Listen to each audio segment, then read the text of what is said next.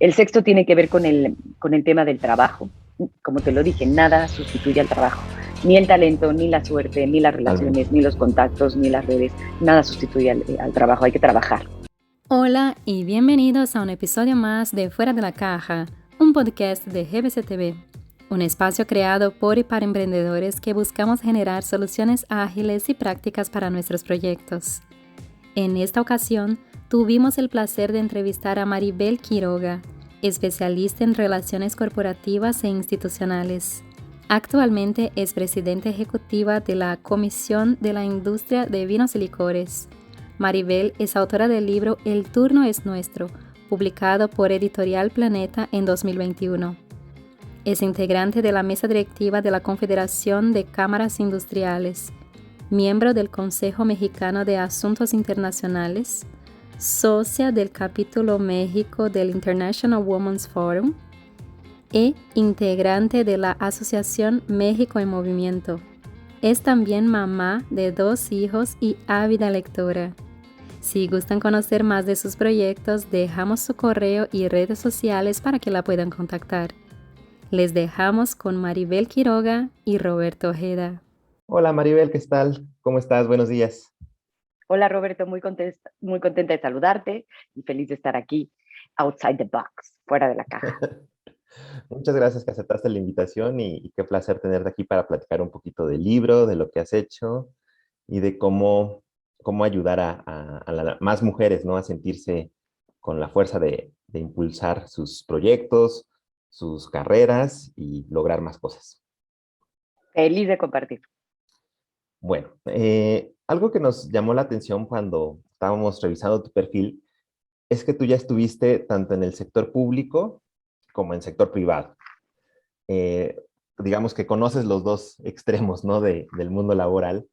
Y quisiéramos nos compartas qué fue lo mejor, lo más bonito que viviste en cada uno de los lados. Digamos, tanto trabajando en el sector del gobierno como ya en empresas y eh, servicio privado, digamos. Por supuesto que sí, Roberto. Mira, yo creo que como muchos otros aspectos de la vida, en el sector público y en el sector privado se hablan idiomas diferentes. Y eso hay que entenderlo y hay que aprender de ambos mundos, por supuesto. Yo creo que el salto, digamos, del sector privado al sector público es mucho más complicado. Yo tuve la fortuna de que fuera al revés. Ujú. Yo aprendí el lenguaje del sector público, digamos, fue mi primera experiencia profesional y además estuve ahí durante 17 años. Entonces aprendí el lenguaje del sector público, aprendí cómo se comportaban, digamos, los entes políticos en diferentes arenas, no solo digamos, en el gobierno o en el poder ejecutivo, en el gobierno federal, donde está el presidente y las secretarías de Estado, sino también en el poder legislativo, en el Senado de la República. Entonces, existe todo un slang y no solo tiene que ver con el tema de las políticas públicas, sino, por ejemplo, en el legislativo tiene que ver con todo lo que se le conoce o se le llama como derecho parlamentario, ¿no? Cómo se legisla, qué es un dictamen, qué es una iniciativa, cómo corren, digamos, las propuestas de los senadores y pues sí, sin duda es un lenguaje que se tiene que aprender. Y lo más bonito que me pasó sin duda en el sector público y puede resultar un poco romántico, pero es muy real, es el Ujú. hecho de trabajar por mi país, ¿no? De saber que aunque fuera una pequeña gota de agua, lo que yo hacía, lo que estaba haciendo, pues de alguna manera tenía un impacto en la vida de millones Claro. de mexicanos para bien, ¿no? Eso por supuesto no siempre fue así, dependiendo de las carteras en las que estaba, pero pues sí, yo tenía la firme convicción de que trabajaba por construir un país, un México mejor. Entonces yo creo que eso es lo más bonito que le puede pasar a uno en el sector público. Me encanta, me parece muy apasionante. No, no es un sector al que busque regresar, digamos, ni en el corto ni en el mediano plazo, pero sí a lo mejor hacia el final de mi trayectoria profesional, por ahí, como tengo unos 65 o así, me encantaría regresar. Pero bueno, ahorita tengo 42 años, entonces falta mucho tiempo para eso. Pero sí, siempre cuando uno ha sido funcionario o servidor público, pues siempre le queda esa pasión por el Claro. país. Entonces, eso es lo más bonito. Y en el sector privado, pues definitivamente lo más bonito que me ha quedado son muchísimos aprendizajes. O sea, todos los días aprendo algo.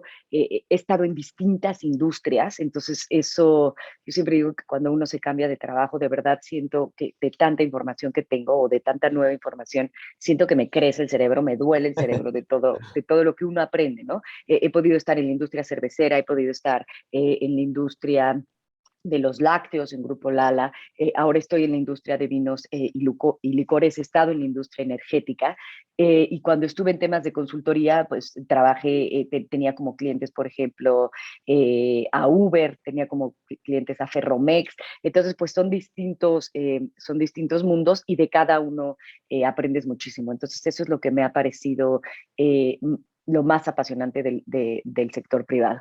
Y también, pues he aprendido a hablar diferentes idiomas, ¿no? Estuve hace poco en el sector energético, con personas más jóvenes que yo, con millennials, y de verdad, Roberto, que a veces decía, entiendo, o sea, no entiendo el 70% de lo que están diciendo estos niños, ¿no? Y no Hablan lo un nuevo entendía, idioma, creo.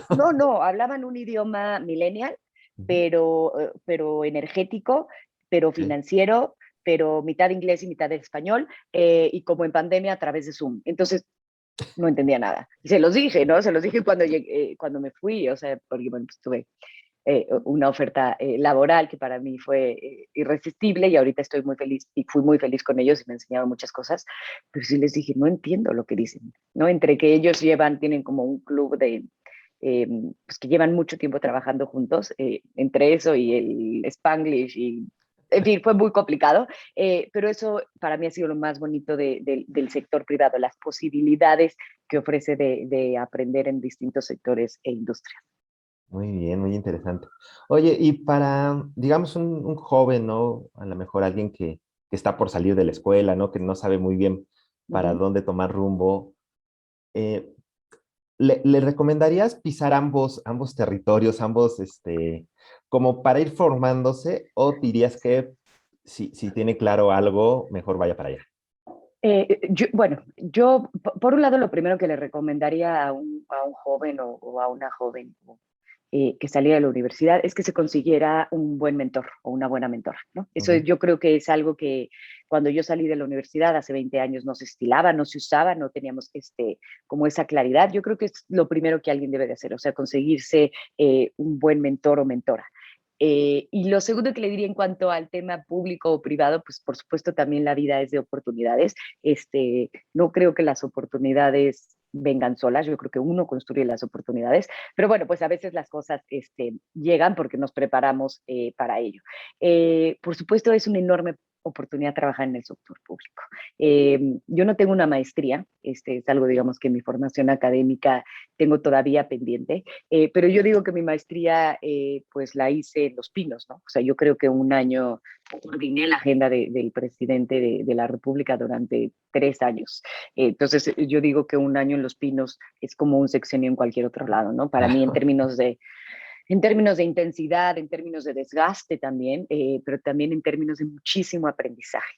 Entonces, pues sí, si uno tiene la posibilidad de estar, además, si eres una persona honesta, como somos todos nosotros, pues, en el sector público no te haces rico, ¿no? No construyes un Sí, patrimonio. sí, sí. Entonces digamos, son posiciones que uno debe de tener cuando es más joven porque no tiene responsabilidades como sostener una familia, que ahora sí las tengo yo, ¿no? Yo tengo dos hijos. Entonces, bueno, pues son posiciones que puedes ocupar si no tienes la vida resuelta económicamente, como no la tenemos la mayoría de los, de los seres humanos, son posiciones que conviene tener joven, ¿no? Porque Claro. después pues ya puedes pasar, digamos, al sector privado donde la experiencia te va a permitir ocupar otras posiciones, digamos, que te den un mejor sustento para tu familia.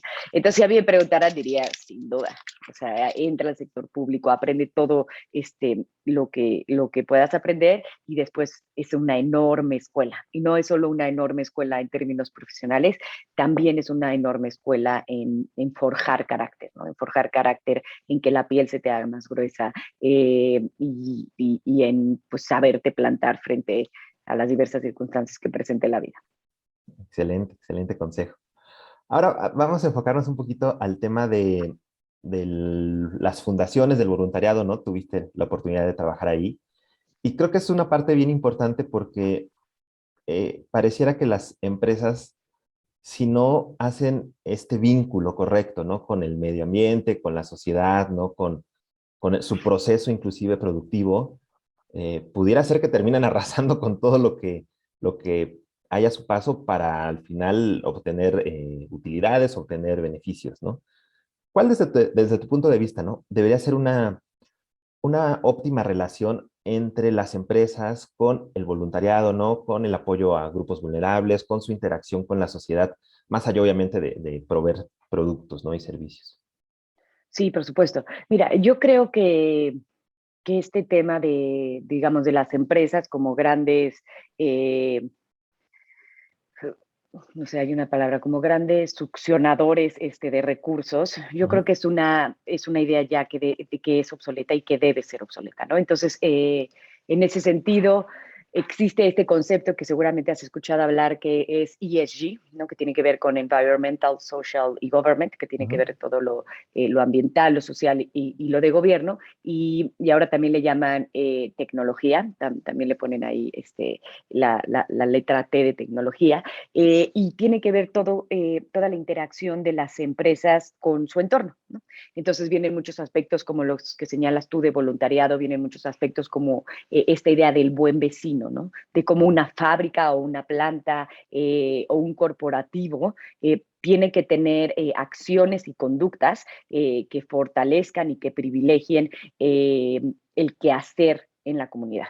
Entonces, es muy importante la relación de las empresas con su entorno, es muy importante la relación de las empresas con el medio ambiente, y esto ya no es solo un tema, digamos, de goodwill o de buena voluntad. O sea, ya hay un índice donde las empresas cotizan o pueden cotizar en fondos verdes, en fondos ambientales, y los inversionistas cada vez más piden reportes que tengan que ver con el tema de ESG, reportes ambientales, reportes sociales, y que tengan una relación limpia y transparente con las autoridades. Entonces, este tema, Roberto, está más en boga que nunca. Yo creo que y después de la pandemia todavía más, y yo creo que vamos a ver empresas, y estamos viendo ya empresas mucho más conscientes del impacto ambiental que tienen, mucho más conscientes de la responsabilidad que deben de tener con los vecinos y también que se deben hacia sus consumidores, ¿no? Existe este concepto que me gusta muchísimo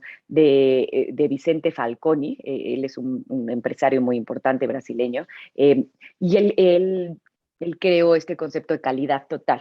Y lo que nos dice al final es que la calidad de un producto o un servicio va a ser medida por la conformidad del consumidor, ¿no? Entonces es cuando estos conceptos de calidad, productividad, competitividad, supervivencia, se interactúan, y bueno, pues tiene uno al final, y al fin y al cabo se debe al consumidor, pero también el consumidor está viendo cada vez más que sean productos sustentables, que sean productos que no dañen al medio ambiente, que sean productos que respeten la vida y la educación también de las personas, ¿no? Entonces, eso me parece importantísima y me encanta además la pregunta que señalas.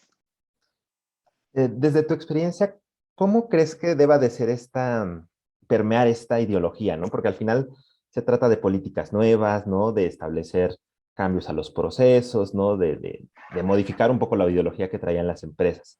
Y obviamente eso depende de la parte directiva de la compañía, que finalmente es quien da las indicaciones y quien da las órdenes.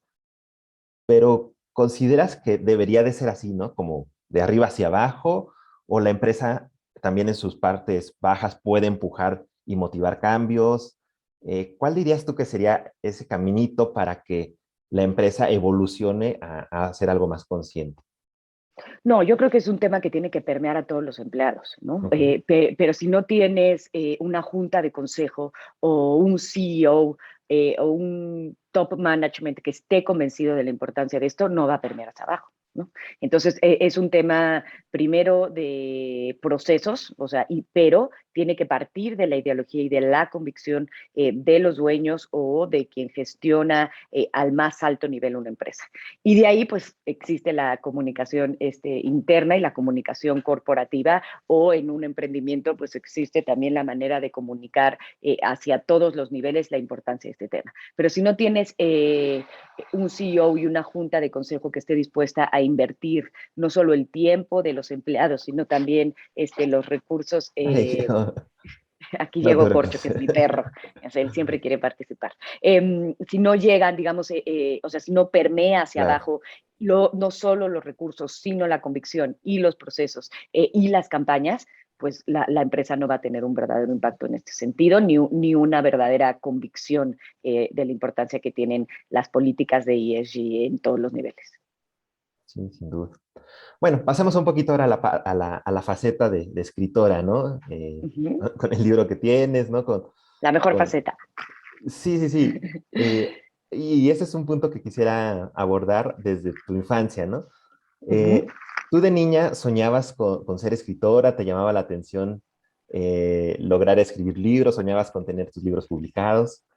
Sí, siempre. ¿Cómo fue esa infancia en Eh, relación con los libros?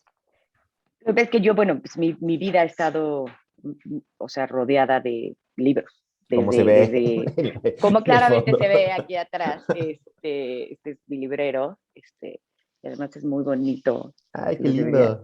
Sí, es un gran librero. Pero sí, mi vida se ha caracterizado por los libros. Yo creo que si algo me define, además de mi familia eh, y el amor por mi país, es eso, es el tema de los libros. Entonces sí, desde muy chiquita leí todo el tiempo.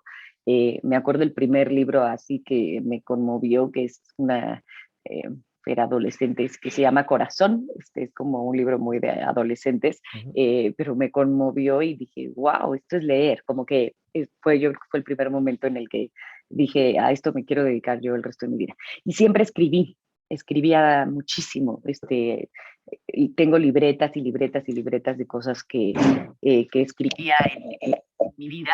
Y pues sí, yo creo que desde niña me imaginaba escribiendo libros, sí, por supuesto era un sueño, pero pues hoy es una realidad que me hace muy feliz.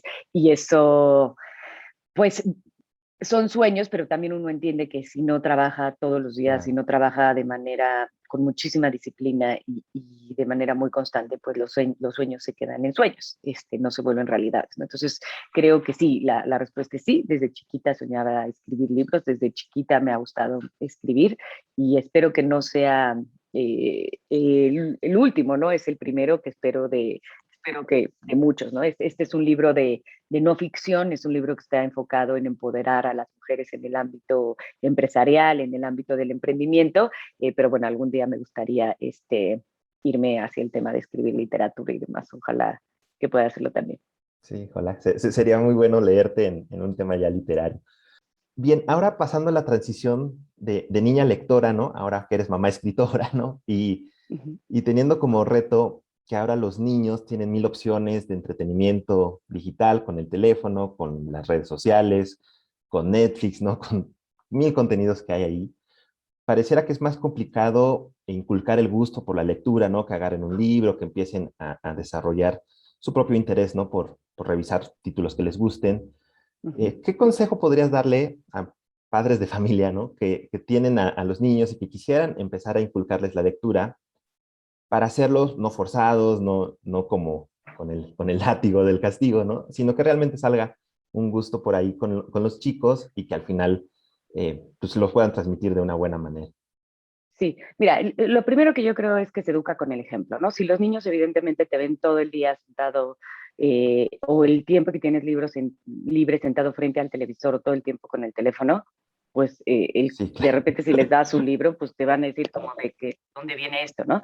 Entonces eso es lo primero que yo diría, o sea, si te ven leer, pues ellos de cierta manera les va a llamar la atención. Pero no por verte leer a ti van a decidir que quieren leer y tomar un libro. Entonces yo hago una cosa que es, y empecé también en la pandemia, porque afortunadamente la pandemia sí ha tenido muchas cosas negativas, también nos ha dado el tiempo para ver cosas que quizá antes no veíamos, ¿no? Adentro de nuestros propios hogares y en la educación de nuestros hijos. Entonces, lo primero que diría en ese sentido es, yo lo que hago es que cada mes leen 3 libros, o busco Wow. que lean 3 libros.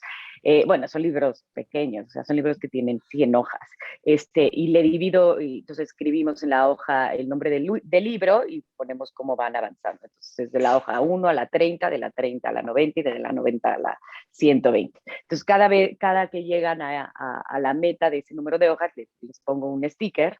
Y si leen esos 3 libros que ya tienen en casa, digamos, vamos a la librería, a ellos les gusta mucho ir a Gandhi porque tiene una gran sección de libros infantiles, vamos a Gandhi y se compran un libro que ellos quieran, ¿no? Y que tiene no que ser, puede ser un libro que no necesariamente sea de lectura, a lo mejor puede tener stickers o a lo mejor puede ser un libro más de dibujar, pero bueno, pues esa es un poquito la dinámica que yo utilizo y está funcionando.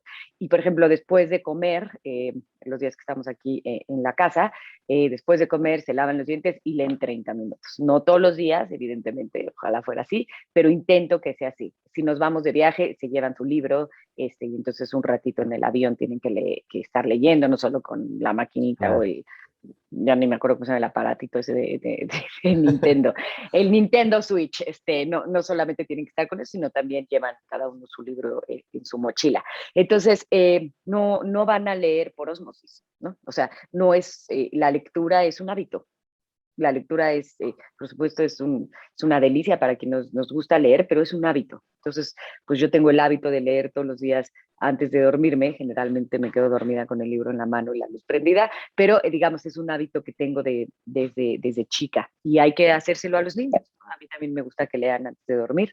Les compré unas lamparitas igual por Amazon que tienen como en sus cabeceras y que cada uno puede apagar y prender, pero pues hay que tomar acción. No van a leer así nada más porque lo vean leer a uno, o no van a leer porque se les ocurra. Es como si pretendemos que se laven los dientes 4 o Sí, 3 por veces al gusto. día por gusto. No es así, hay que repetirlo todos los días. Pero bueno, pues así es como se construyen los hábitos positivos. Perfecto, excelente consejo. Ahora, sí, pasando al punto del libro, ¿cuál fue el momento en donde decidiste, ok, ahora sí va, me voy a enfocar a sacarlo y mi meta va a ser conseguir mi libro editado y publicado? Sí, mira, la verdad es que yo estaba trabajando en el ámbito de la cerveza Ujú. cuando el director de Editorial Planeta en México me buscó. No, pues no me buscó, lo conocí. Entonces empezamos a platicar y me dijo, hagamos un libro. Y le dije, no, pero si acabamos de sacar un libro de la cerveza en México. Y me dijo, no, un libro de ti, sobre el tema empresarial, hagamos un libro.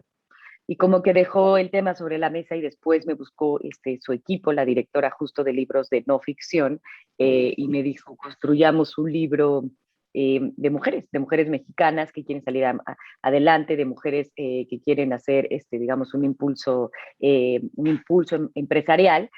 Y me dijo, ¿por qué no entrevistamos a algunas mujeres? Y dije, ay, pues está muy fácil el libro. Pues, voy a entrevistar a 14 mujeres, voy a plasmar en el libro las entrevistas y ya.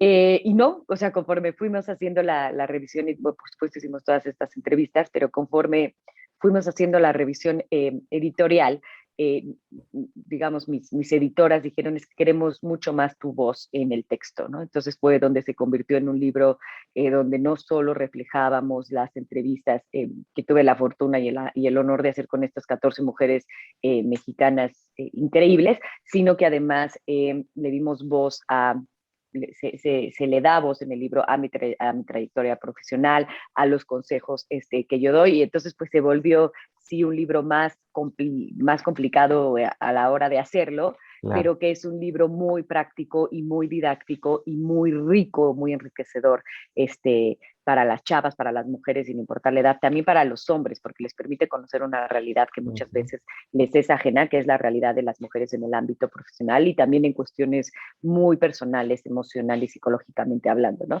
Entonces, terminó siendo eso, y bueno, pues sí, me tardé mucho en escribirlo, fue un proceso largo. Uno de los temas centrales, ¿no? De la narrativa del libro es el síndrome del impostor, Uh -huh. que enfocado, ¿no?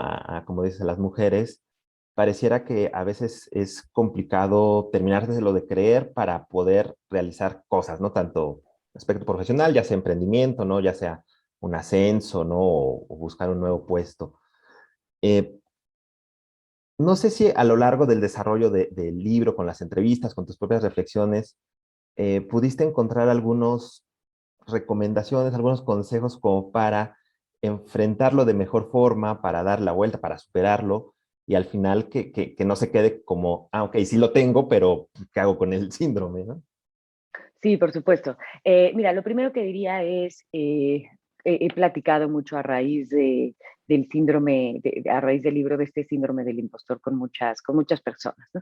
Y el síndrome del impostor, para quien no lo conoce, es este sentimiento que todos tenemos, hombres y mujeres, a lo largo de nuestra vida, no solamente profesional, pero se da más en mujeres en el ámbito profesional, en el que estás haciendo una presentación o dando una entrevista o simplemente en una junta o sentada frente a tu escritorio o en un Zoom, y en el momento que te das cuenta que eres una farsa o sientes que eres una farsa o dices es que se equivocaron, o sea, no tengo las credenciales para ocupar este puesto, ¿qué estoy haciendo Claro. aquí?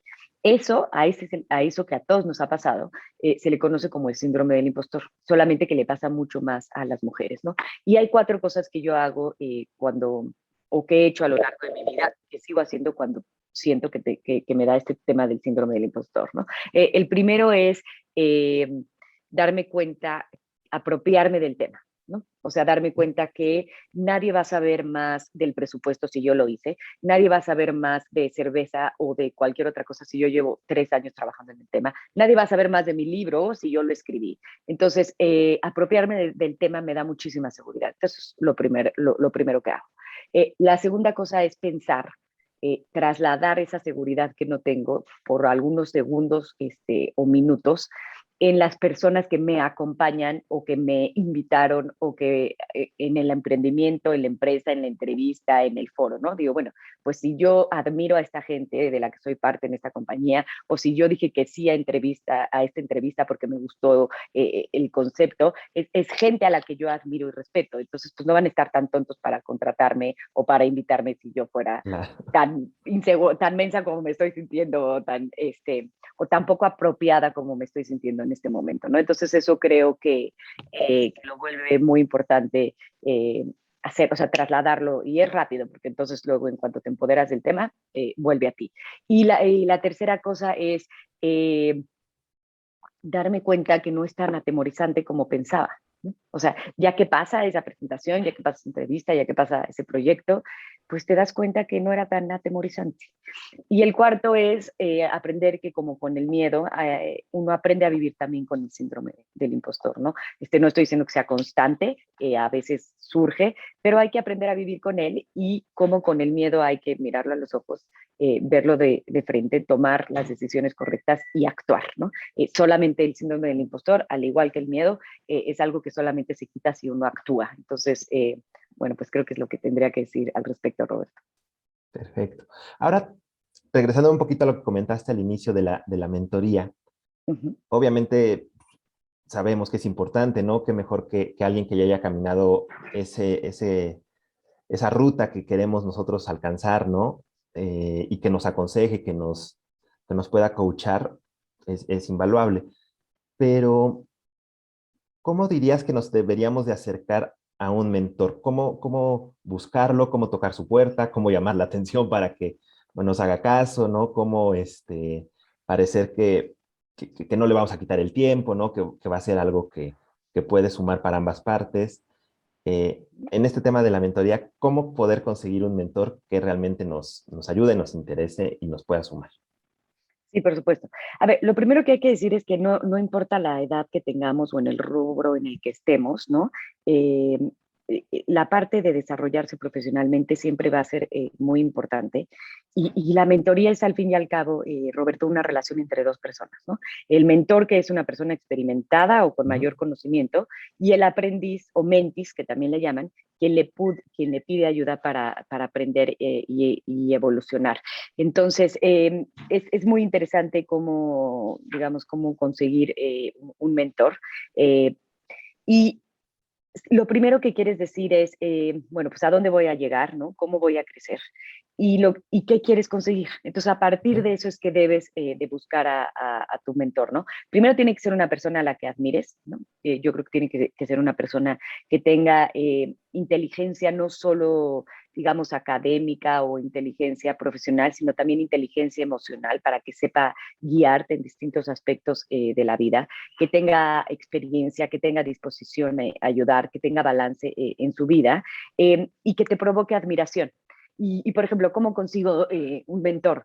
Pues ahorita afortunadamente tenemos las redes sociales que nos ayudan mucho, ¿no? LinkedIn puede ser una gran manera de encontrar un buen mentor, o simple y sencillamente es a través de la convivencia, ¿no? Yo los dos mentores que tengo, que uno es Gina Díez Barroso, que es una empresaria mexicana increíble, la conocí literalmente en una comida de los 300 líderes de México, que me invitaron y me tocó en su mesa y bueno, pues a partir de eso la conocí, dije, qué increíble mujer literal le mandé un Twitter, me acuerdo, no tenía ni su teléfono, y le pedí, la invité a desayunar para invitarla a que participara en mi libro, ella es parte de mi libro, y le dije, por favor, sé mi mentora, y me dijo que sí, y entonces bueno, pues a partir de eso Wow. me ha ayudado mucho, de hecho tengo que buscarla para que me dé una sesión.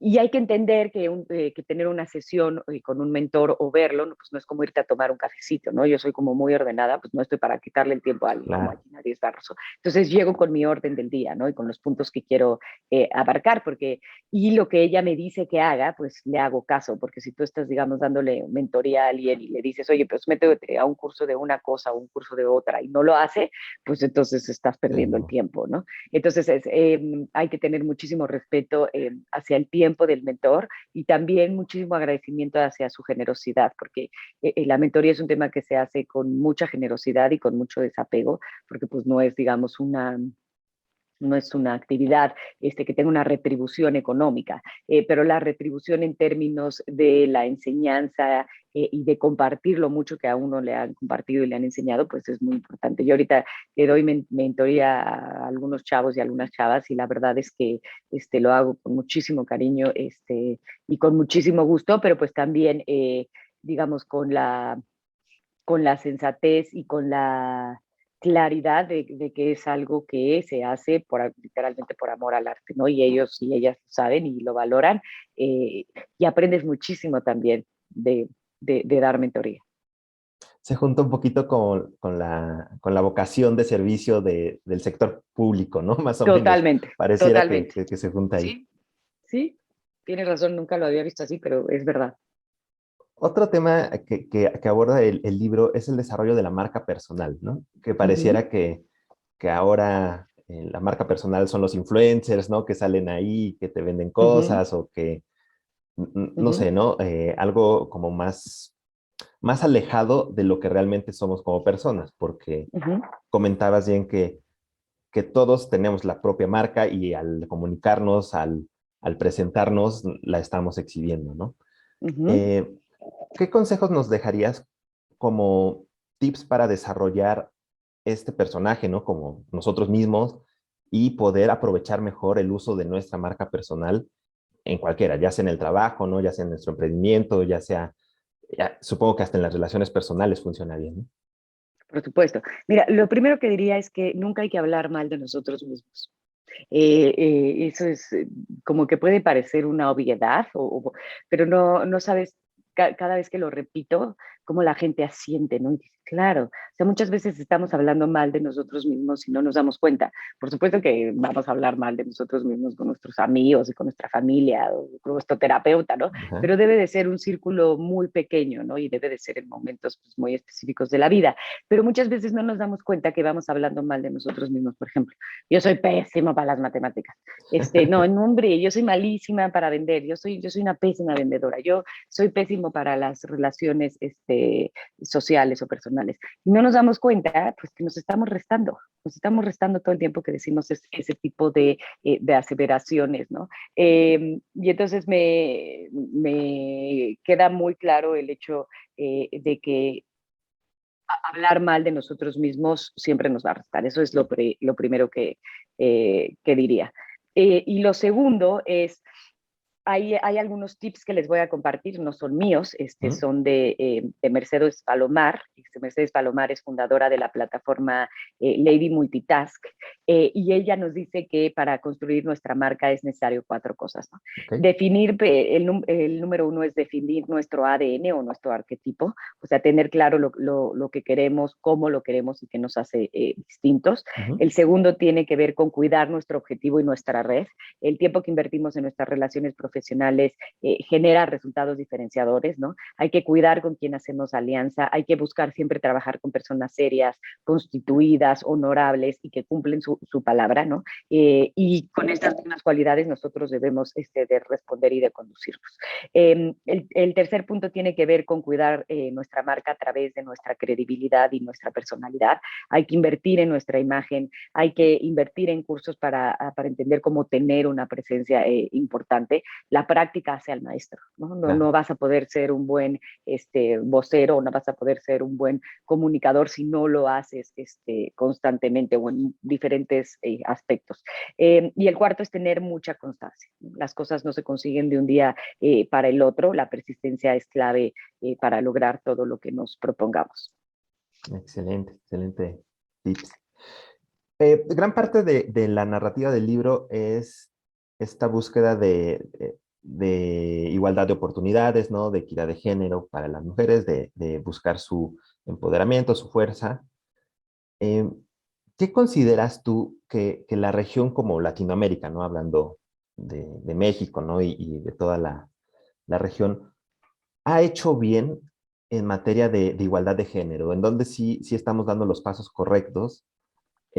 ¿Y cuáles son las áreas como que nos quedan pendientes, que dices, aquí sí vamos atrasados y deberíamos de enfocarnos más para que al final exista como tal esta igualdad de oportunidades? Sí, mira, yo creo que la verdad desconozco el tema digamos, en la región de Latinoamérica. Sé que hay países que están más avanzados que otros, pero tengo muy claro lo que hace falta en México, ¿no? Ujú. Yo creo que si algo ha dejado de manifiesto la pandemia es que para las mujeres está muy cargada la mano el tema del trabajo doméstico, ¿no? Claro. Todo esto que nos ha pasado a las mamás profesionistas, donde hemos tenido que atender el tema profesional, pero también el tema del homeschool y el tema de los cuidados y el propio funcionamiento de la casa, pues ha sido muy desgastante. Entonces yo eso sería, digamos, lo primero que diría. Y entender que mientras no existan políticas públicas en las cuales se establezcan para que los cuidados de los grupos más vulnerables, niños, enfermos, ancianos, no solo esté a cargo de las mujeres, no vamos a tener una verdadera equidad, Roberto. Entonces, a mí me queda muy claro que, por un lado, necesitamos generar estas políticas públicas y por otro lado, necesitamos darle un valor económico al trabajo doméstico. Es algo que no hemos hecho como sociedad y lo tenemos que hacer si queremos que la equidad, no solamente profesional, sino la equidad salarial eh, y de género pueda alcanzarse. ¿Nos podrías, cómo se visualizaría darle un valor económico al trabajo doméstico, digamos, en fines prácticos? Sí, mira, ¿Cómo lo ves como política? no lo sé, no es, digamos, no es mi expertise en ese sentido. He participado en foros donde he Ujú. hablado mucho con las mujeres, pero pues es a través de programas sociales, ¿no? Es a través de programas que tengan guardería, es a través Ok. de la convicción de las empresas en tener todo este tipo de procesos, no solamente para que las mamás puedan atender a los niños, sino para que los papás también se vuelvan parte de la solución. Entonces, tiene que ver con el quehacer público, sin duda, Ok. o sea, es a través de programas, pero tiene también que ver con la convicción y las garantías que las empresas deben de dar a las familias. Dejemos de hablar de hombres y mujeres, ¿no? Todos, para que las familias funcionen. No importa qué tipo de familia tengas, o sea, no importa si es una familia donde hay 2 papás o donde hay 2 mamás, o sea, una familia donde sea solamente una mamá con el hijo. O sea, tenemos que darle salidas en las empresas y garantías a los trabajadores para que puedan desarrollar su parte pública y su parte profesional. Si no, pues lo que pasa es que disminuye la población joven, lo hemos visto en la última década en Europa, pues porque simple y sencillamente es imposible tener una vida funcional y una vida profesional familiarmente, una vida profesional y una vida familiar que sean funcionales, ¿no? Muy bien. Ya casi estamos llegando a la hora, pero Sí. siempre pedimos que nos dejen como reflexión final un pensamiento que esté fuera de la caja, ¿no? Que nos invite a pensar fuera de lo tradicional, de los cuadros tradicionales. Y en tu caso te pediría una reflexión sobre dirigida hacia las mujeres, ¿no? A esta parte que nos dejas en el libro de es tu turno, ¿no? Llegó tu turno de darle a la pelota, ¿no? Es tu turno de tomar el micrófono, es tu turno de abrir tu empresa, es tu turno de pedir ese ascenso, ¿no? ¿Qué reflexión nos dejarías, ¿no? En general para Sí. aquellas mujeres. Mira, yo, mi reflexión van a ser 10 tips, Okay. Roberto, y creo creo que prefiero que sean 10 tips o consejos a una reflexión más profunda, porque creo que eso ya lo hemos hablado en este espacio y me ha gustado mucho. Pero voy a dejar 10 tips Por favor. para ellas. Lo primero que voy a decir es ojalá puedan comprar el libro, ojalá puedan leerlo todas y todos y todos ustedes, porque de verdad da muchísimas herramientas. Yo creo que en un mundo todavía desafortunadamente no le podemos llamar pospandémico, pero va a ser pospandémico en algún punto, ¿no? Lo que ya leí en algún lado, que las pandemias tienen una duración como en la humanidad, digamos, como de 3 años, ¿no? Entonces, digamos, los 10 tips que quiero darles para un mundo pospandémico, el primero tiene que ver con el autoconocimiento. Hay que saber quiénes somos, hay que saber quiénes somos después de este huracán que nos ha pasado, o de esta avalancha que nos ha pasado, que es la pandemia. Hay que ver ahora dónde están nuestras sombras y nuestras luces, ¿no? El segundo tema es encontremos desafíos diarios, desafíos profesionales, desafíos emocionales. El tercero tiene que ver con aceptar el miedo y aprender a vivir con él, era lo que te decía del síndrome del impostor. El miedo no se nos va a quitar, con el miedo hay que aprender a vivir. El cuarto tiene que ver con la adquisición de nuevos conocimientos. Hay que leer, como lo mencionabas, hay que informarnos, hay que leer periódicos, hay que escuchar podcasts, hay que estar muy atentos y atentas a lo que está sucediendo. Hay que ser asertivos, ¿no? La asertividad, el otro día lo leía, es este balance entre la pasividad, donde permites que otros aplasten tus derechos, y la agresividad, donde tú aplastas los derechos de otros, ¿no? Entonces, creo que ser asertivos es muy importante. El sexto tiene que ver con el tema del trabajo. Como te lo dije, nada sustituye al trabajo. Ni el talento, ni la suerte, ni las relaciones, ni los contactos, ni las redes, nada sustituye al trabajo, hay que trabajar. El séptimo tiene que ver con este tema de la autopromoción que decíamos, vendernos a nosotros, a nosotras mismas. El octavo con el tema de mentoría, de las redes de apoyo, no estamos solos, hay que saber construir estos vínculos, y con el tema, por supuesto, de la sororidad, que es la solidaridad entre mujeres, ¿no? El noveno tiene que ver con un tema de finanzas sanas, ¿no? La verdadera de la libertad de las mujeres es la libertad económica, eso hay que recordarlo siempre. Y el décimo tiene que ver con este tema de entender que el fracaso, todos fracasamos, a todos nos duele algo. El fracaso es este impulso, hay que utilizar... Discúlpenme, el fracaso es el fracaso hay que utilizarlo como impulso, y el dolor como aprendizaje. Excelente, excelente este cierre de 10 tips y totalmente de acuerdo contigo. La verdad es que fue una charla muy rica, muy enriquecedora, Maribel. Te agradezco Muy contenta de muchísimo. estar aquí. Y la verdad es que creo que el trabajo que hiciste con el libro, ¿no? Para impulsar, para dar ejemplos, no solamente a los grandes, sino a los jóvenes, las mujeres en general, es muy lindo, es muy enriquecedor. Y como dices, esperemos que pronto tengamos más libros tuyos. Nos encantaría leer algo de literatura que puedas hacer y te A vamos a mí seguir la pista también. muy de cerca para estar Muy pendiente de bien. todo lo que hagas. Perfecto, Roberto. Pues muchísimas gracias por la oportunidad, por este espacio. Espero que les haya servido y que nos escuchemos y nos veamos muy pronto también. Así es. Gracias y hasta luego. Gracias a ti.